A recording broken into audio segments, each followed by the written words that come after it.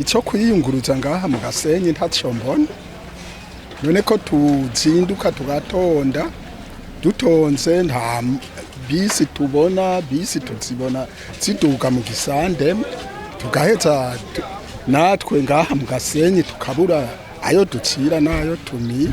Nk'ubu jewe nasitse aha sizeri yakwiye ndi ngaha kugera n'iyi saha, urabona sindapfa ngaha.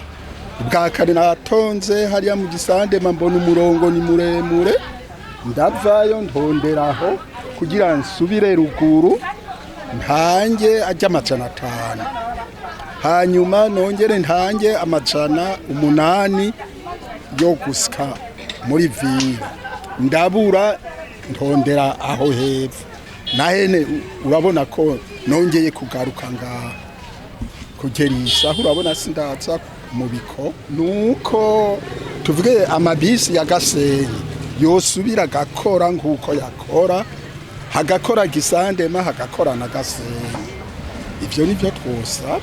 Uyu nawe ati ntituzi iyo ingendeshwa zagiye, turarushe leta nize idutezurire. Ariko kuva mu 12 ndi ngaha ntegereye umudugu njana muri ville hariya kwa Ndadaye, kubera ko narinje kwitorera uduti tw'umwana navurije ngaha haya kwa Rujantino, n'ubu ari muhira mugabo imiti ni ngombwa yijeko. None kuva mu gitondo raba ndacyari ngaha, biragoye. Imiduga yagiye he?